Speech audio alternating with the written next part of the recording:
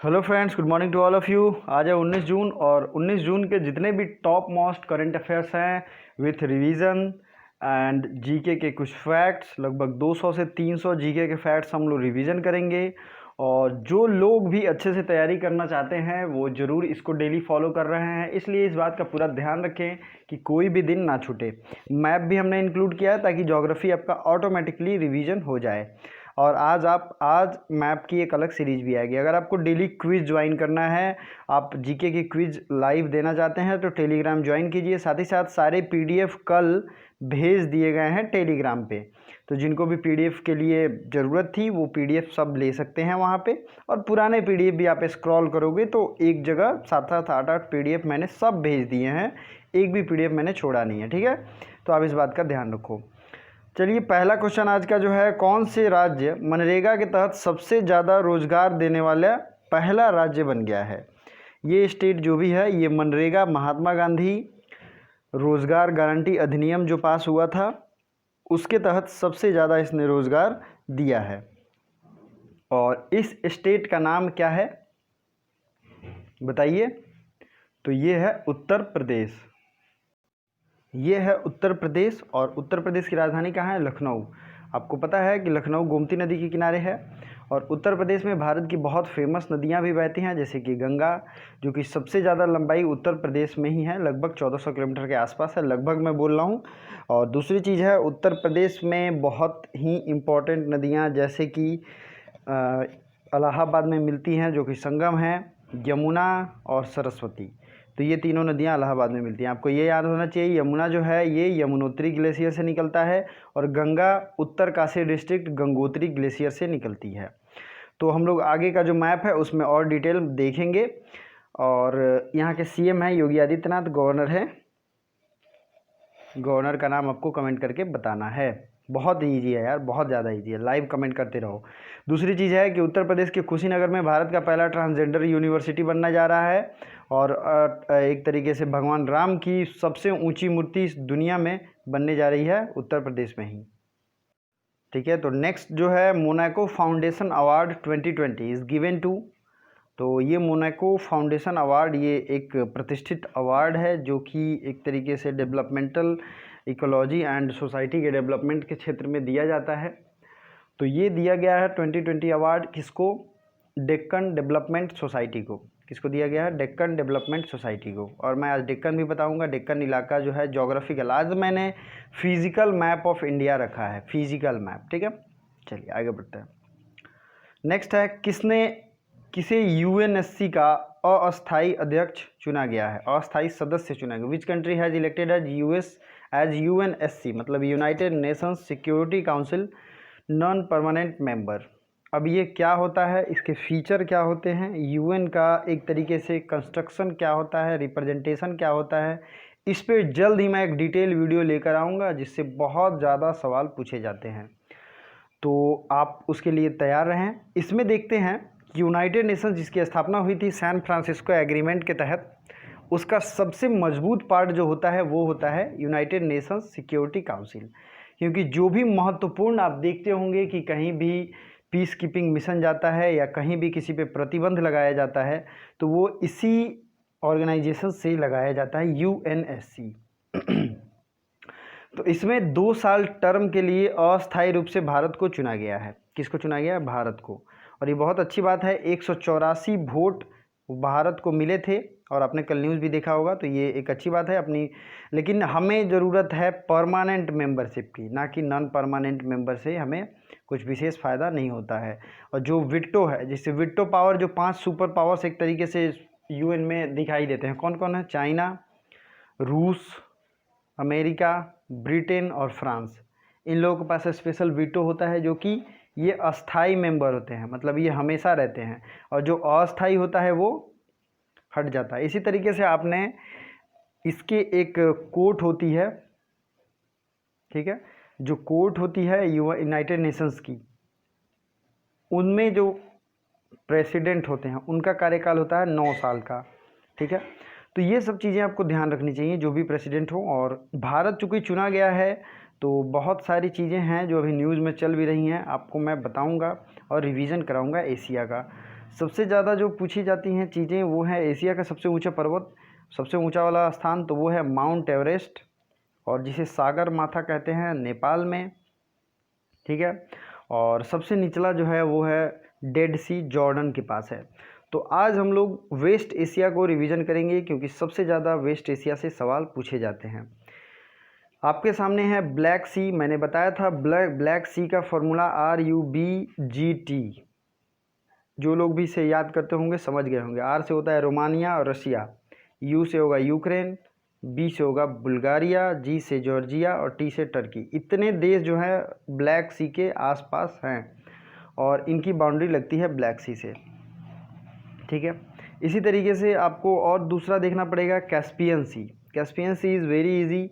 Caspian Sea जो है Kazakhstan, Turkmenistan, Iran और ये बाकू और इधर का आप इलाका देखेंगे तो ये भी कजाकिस्तान से लगता है। एक चीज़ आपको ध्यान देनी है, यहाँ ईरान जो है वो कैस्पियन सी और गल्फ़ मतलब फारस की खाड़ी, इन दोनों के बीच में स्टक्ड है। तो ये भी पूछा जाता है कि फारस की खाड़ी से सबसे ज़्यादा बाउंड्री किस देश की लगती है, तो आप ध्यान से देखेंगे तो ईरान ही है, ठीक है। फिर छोटे छोटे जो भी देश हैं जैसे कि इराक की राजधानी है बगदाद और यहाँ की करेंसी है क्या है बताइए, दिनार। और ईरान की राजधानी तेहरान है और इसकी करेंसी रिसेंट में बदली है, उसका नाम है तोमान। प्लीज़ याद रखिए तोमान इसकी करेंसी बदल गई है। अफ़गानिस्तान की राजधानी काबुल और अफ़गानी यहाँ की करेंसी है। अब बात करेंगे ओमान मस्कट और ओमानी रियाल यहाँ की करेंसी है। यमन की राजधानी है सना और यमन दिनार यहाँ की करेंसी है। सऊदी अरेबिया की राजधानी कहाँ है, तो सऊदी अरेबिया की राजधानी है रियाद और रियाल यहाँ की करेंसी है, ठीक है। तो आपको ये सब चीज़ें याद रखनी चाहिए क्योंकि एग्जाम में सबसे ज़्यादा ये पूछे जाते हैं। सीरिया की राजधानी कहाँ है, दमस्कस या दमिश्क हिंदी में कहते हैं, और पाउंड यहाँ की करेंसी है, सीरियन पाउंड। चलिए नेक्स्ट पार्ट पे देखते हैं। और भी इधर छोटे छोटे देश हैं। इजराइल की राजधानी है जेरूसलम और न्यू शेकेल यहाँ की करेंसी है। और यहाँ की संसद का नाम बहुत बार पूछा जाता है, वो है नेसेट। और बेंजामिन नेतन्याहू यहाँ के PM हैं जो कि भारत का बहुत ज़्यादा सपोर्ट करते हैं। तो ये सब इंपॉर्टेंट चीज़ें याद रखनी चाहिए। एशिया की अगर सबसे बड़ी बाउंड्री वाली देश पूछें तो वो है रशिया, और ये दुनिया का भी सबसे बड़ा देश है। फिर आता है आपको चीन के बारे में, इसकी शैतानियों से तो आप वाकिफ़ होंगे। इनकी बाउंड्री थोड़ी देख लेते हैं। तो ये साउथ चाइना सी जो आपको दिख रहा है, इस पर ये पूरा अधिकार अपना चाहता है और चाहता है कि जो इंटरनेशनल ट्रेड हो रहा है उसे ब्लॉक कर दे। तो ये इसकी रणनीति है। 1 कंट्री 2 सिस्टम के तहत चाइना और ताइवान में शासन चलता है। ये है ताइवान छोटा सा, जिसे ताइवान स्टेट के द्वारा ये अलग होता है। दूसरा है मंगोलिया की राजधानी है उलान बटोर।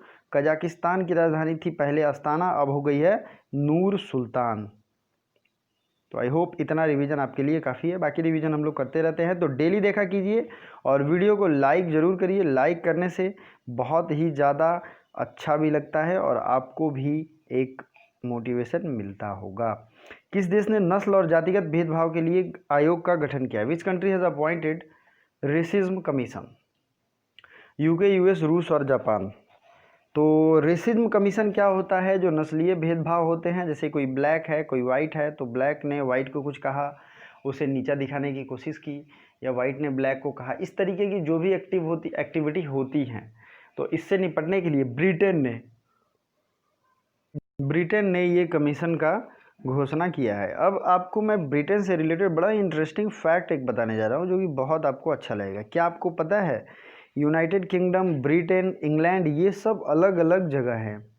अब देखो आप यहाँ पे ये जो पूरा आइलैंड है, ठीक है, इसमें ये आयरलैंड का पार्ट है और ये यूनाइटेड किंगडम और ब्रिटेन इससे ही रिलेटेड है।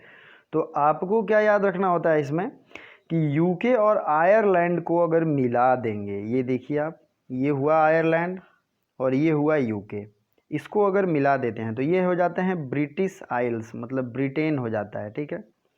और यूनाइटेड किंगडम, अब इसकी बात आप छोड़ दो, ठीक है, सिर्फ यूनाइटेड किंगडम की बात करो, तो ये इंग्लैंड, वेल्स, स्कॉटलैंड और आयरलैंड, इसको मिलाने के बाद ये UK बनता है। अब एक और वर्ड क्वाइन होता है, आप बहुत लोग कंफ्यूज भी होंगे, मैं फिर से बताता हूँ। ये पूरा इलाका जो है इसे ब्रिटिश आइल्स कहते हैं, मतलब ये एक तरीके से टापू है। और यूके में आता है इंग्लैंड, वेल्स, स्कॉटलैंड, ठीक है, और नॉर्दर्न आयरलैंड। ग्रेट ब्रिटेन एक शब्द यूज होता है ग्रेट ब्रिटेन में, चूंकि ये ग्रेट है तो ब्रिटेन भी आता है, इंग्लैंड भी आता है, वेल्स भी आता है और स्कॉटलैंड भी आता है, सब कुछ आता है इसमें ग्रेट ब्रिटेन में। अगर आपने एनसीईआरटी पढ़ी होगी और आप पढ़ोगे अगर आगे तो ये चीज़ें मिलेंगी। अब आपको क्या ध्यान रखना है, ब्रिटेन जो है एक तरीके से क्लाइमेट इमरजेंसी दुनिया में इसने पहली बार लगाया था। यहाँ के पीएम बने हैं रिसेंट में कंजर्वेटिव पार्टी से, बोरिस जॉनसन। क्या नाम है? Boris Johnson. और ये बहुत ही ज़्यादा मतलब पॉलिटिकल थोड़ा सा अनस्टेबिलिटी तो नहीं कह सकते हैं, लेकिन अभी यूरोपीय यूनियन से भी अलग हुआ है तो थोड़ा सा ये डिस्टर्ब रहा है पॉलिटिकली। तो बोरिस जॉनसन को जरूर याद रखिएगा। क्लाइमेट इमरजेंसी सबसे पहले इसने लगाया था। दूसरा जो देश था वो था आयरलैंड, इसने क्लाइमेट इमरजेंसी लगाया था। और जो पुराने मतलब एक तरीके से डीजल के वाहन होंगे, जो वैन होंगे, उनको बैन कर दिया है। साथ ही साथ नए डीजल के कार भी नहीं बेचे जाएंगे। और आपको क्या याद रखना है, आप देखिए यहाँ पे इंग्लिश चैनल का नाम आपने बहुत सुना होगा। इंग्लिश चैनल ये है और यही सबसे ज़्यादा पूछा जाता है। इंग्लिश चैनल फ्रांस और इंग्लैंड के बीच में है। कुछ कनाल हैं जो कि पूछे जाते हैं, कैनाल इन द सेंस कि वो ब्रिटेन और फ्रांस के बीच में है, तो इसको ज़रूर याद रखिएगा। स्ट्रेट ऑफ डोवर, कनाल नहीं है, डोवर। डोवर स्ट्रेट कहाँ है? फ्रांस और इंग्लैंड के बीच में। ठीक है दोस्तों, तो जो भी चीज़ें मैं बताता हूँ उसे ध्यान से सुना कीजिए और वीडियो को लाइक कीजिए ताकि दूसरे तक ये वीडियो पहुँचे और उन्हें भी अच्छा नॉलेज मिले। ठीक है, लाइक करने में आप लोग कंजूसी तो बहुत करते हो, मुझे पता है। चलिए कुछ कुछ और देखते। अब इसकी राजधानी आपको याद होनी चाहिए। इंग्लैंड की राजधानी है लंदन, डेनमार्क की राजधानी है कोपेनहेगन। ठीक है, और देखिए इंग्लैंड हो या कोई हो, यूरोपियन मैक्सिमम कंट्रीज़ का करेंसी यूरो है, यूरोपीय यूनियन का जो करेंसी है। नॉर्वे है, नॉर्वे की राजधानी है ओस्लो। स्वीडन की राजधानी है स्टॉकहोम। और सिप्री जो रिपोर्ट होता है वो जारी किया जाता है किसके द्वारा? स्वीडन के द्वारा। फिनलैंड की राजधानी है हेलेंस्की। और फिनलैंड की एक पीएम है जिनका नाम है सना मारिन। ये दुनिया की सबसे युवा प्रधानमंत्री हैं। अब एक क्वेश्चन पूछा जाता है बार बार, बाल्टिक स्टेट क्या हैं, कौन कौन से हैं? तो आप ध्यान से देखिए, यहाँ पे ये बाल्टिक सी है और ये एस्टोनिया, लाटविया और लिथुआनिया, ये तीनों हैं बाल्टिक स्टेट। ये पहले रसिया के पार्ट थे, बाद में ये अलग हो जाते हैं। तो इन तीनों की राजधानी अगर याद होती है तो सही है, अदरवाइज सिर्फ आपको जानना है बाल्टिक स्टेट में ये तीन आते हैं, क्योंकि जब आप हायर स्टडी करोगे, अच्छे अच्छे एग्जाम्स दोगे तो ये सब पूछे जाते हैं। तो तैयारी अभी से करो दोस्त, बहुत ज़्यादा आपको बेनिफिट मिलेगा। अब थोड़ा नीचे की तरफ आते हैं और ये इलाका देखने की कोशिश करते हैं। इसमें सबसे ज़्यादा जो है एड्रियाटिक की रानी, क्वीन ऑफ एड्रियाटिक सी, ये कहते हैं इटली को। इटली की राजधानी कहाँ है? तो इटली की राजधानी है रोम। और यहीं पोप का निवास स्थान होता है। क्रिश्चियनिटी है उनके लीडर की एक तरीके से बात करें। फिर मेडिटेरेनियन सी को रेड सी से कौन सा कनाल जोड़ता है? आपको ये पता होगा, मेडिटेरेनियन सी को रेड सी से मैंने कई बार दिखाया है, ऊपर भी एशिया का मैप था उसमें भी आपको दिख रहा होगा। तो ये बहुत इजी क्वेश्चन है, आपको कमेंट करके बताना है। ठीक है, चलिए आगे बढ़ते हैं। हाल ही में किस राज्य ने कृषि उत्पाद विभाग का नाम बदलकर मतलब बदल दिया है, नया नाम रख दिया है उस कृषि उत्पादन विभाग? ठीक है, तो ये जो है जम्मू, लद्दाख, पंजाब या उत्तराखंड? तो बताइए राइट आंसर। तो ये है जम्मू एंड कश्मीर। ठीक है, जम्मू एंड कश्मीर ने ऐसा किया है, उन्होंने नाम बदल दिया है। अब जम्मू एंड कश्मीर से आप क्या क्या चीज़ें रिवीजन कर सकते हो। जम्मू कश्मीर ने ऑनलाइन सैलरी को ट्रैक करने के लिए अभी ऐप लॉन्च किया था, पोर्टल लॉन्च किया था, ये आपको पता होगा। जम्मू कश्मीर की अगर यूनियन टेरिटरी की बात करें तो 31 अक्टूबर 2019 की इसकी स्थापना हुई थी और दो भागों में ये बट गया था, जम्मू कश्मीर एंड लद्दाख। ठीक है, बाकी चीज़ें मैं बार बार रिवीजन कराता रहता हूँ, तो आप लोग मैप देखते होंगे तो होता होगा आपको रिवीजन खुद ब खुद। अंकटाड के अनुसार किस देश में सबसे ज़्यादा FDI आया है? अंकटाड क्या है? United Nations commission on agriculture and trade. ठीक है, सॉरी एग्रीकल्चर एंड ट्रेड नहीं, ये इसका है United Nations conference on trade and development, जिसका हेडक्वार्टर कहाँ है? Geneva, Switzerland. तो इसके अनुसार सबसे ज़्यादा FDI अर्न करने वाला देश कौन है? तो ये देश है इंडिया, भारत, अपना देश, अपना प्यारा भारत। इसने सबसे ज़्यादा FDI अर्न किया है। FDI का फुल फॉर्म क्या होता है? फॉरेन डायरेक्ट इन्वेस्टमेंट, ये होता है FDI का फुल फॉर्म। अब इसके अलावा कुछ कुछ और चीज़ें हैं। इंटरनेशनल ऑर्गेनाइजेशन याद कर लीजिए, United Nations Industrial Development Organisation UNIDO और इंटरनेशनल एटॉमिक एनर्जी एजेंसी, ये दोनों का हेडक्वार्टर कहाँ है? IAEA या इंटरनेशनल एटॉमिक एनर्जी एजेंसी, इसका भी हेडक्वार्टर है Vienna. UNIDO, United Nations Industrial Development Organisation, इसका हेडक्वार्टर है वियना। ये दोनों का हेडक्वार्टर है Vienna. World Wildlife Fund WWF का हेडक्वार्टर कहाँ है? Gland, Switzerland. International Olympic Committee का हेडक्वार्टर कहाँ है? लुसाने। ठीक है। यूरोपियन मार्केट, यूरोपीय कॉमन मार्केट का कहाँ है? तो ये है जेनेवा। आप ये नाम सुने होंगे, चोगम या CHOGM, Commonwealth Head of Government Meet, ये है लंदन। ओपेक का हेडक्वार्टर कहाँ है? ओपेक का हेडक्वार्टर है वियना। OECD मतलब Organisation for Economic Cooperation and Development, इसकी हेडक्वार्टर है पेरिस में। CENTO, Central Treaty Organisation, Ankara में है। कॉमनवेल्थ का हेडक्वार्टर है लंदन में। यूरोपियन इकोनॉमिक कम्युनिटी का हेडक्वार्टर कहाँ है? ब्रुसेल्स में। ठीक है, ये सब आपको याद रखना चाहिए, ये क्योंकि बहुत ज़्यादा पूछे गए हैं। दोस्तों मैंने इंटरनेशनल ऑर्गेनाइजेशन पे एक वीडियो भी बनाया है। मैं सबसे कहता हूँ कि काइंडली आप लोग जाके प्लेलिस्ट विजिट करो यार, सबकी प्लेलिस्ट की लिंक डिस्क्रिप्शन में दी गई है। अगर उसको आप विजिट करते होगे तो आपको काफ़ी कुछ पता होगा, ये रिवीजन होता होगा, अदरवाइज़ आपको थोड़ा सा नया लगता होगा। तो आप नोट भी कर सकते हो, मैं धीरे धीरे ही बोलता हूँ। ठीक है। मकड़ियों की नई प्रजाति का नाम किसके नाम पर रखा गया? New spider species name placed on which person name?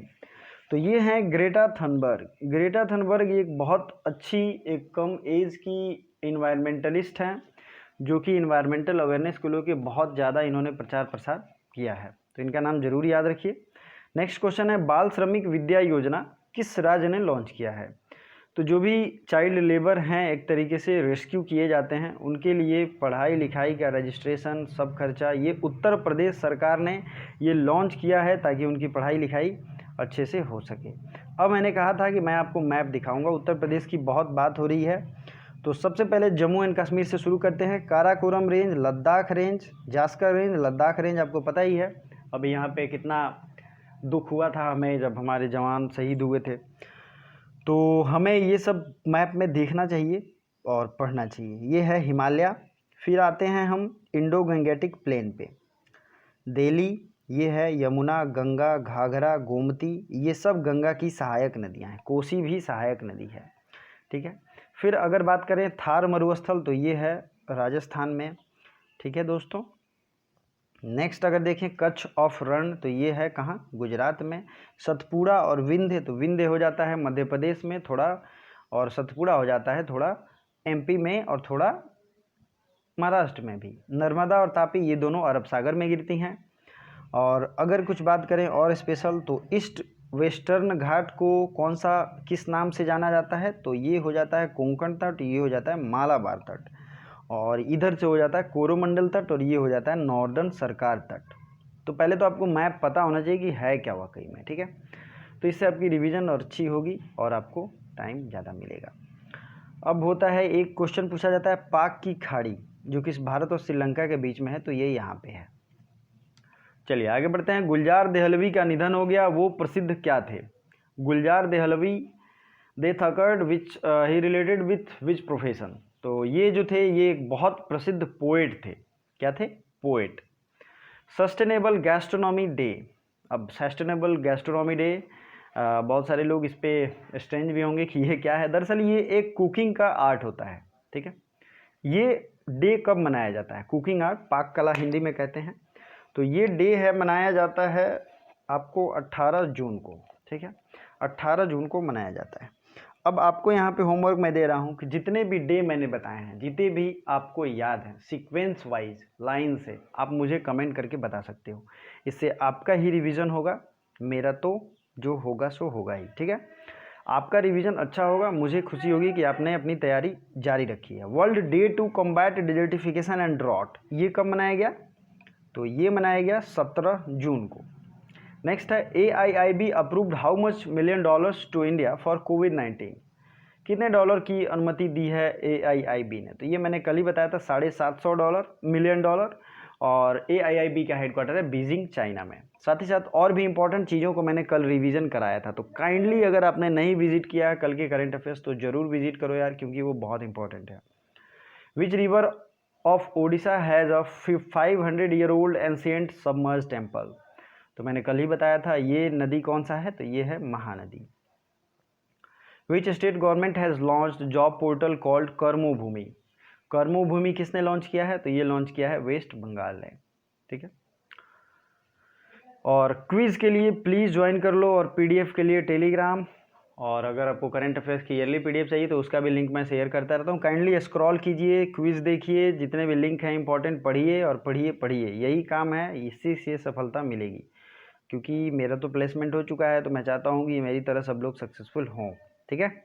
India's rank in world competitiveness index, विश्व प्रतिस्पर्धा सूचकांक में इंडिया की क्या रैंक है? विथ फुल डिटेल जो लोग भी कमेंट करेंगे उन्हें मैं थैंक यू नोट अलग से स्पेशली दूंगा। Thank you so much for watching till the end. Bye bye, bye for now.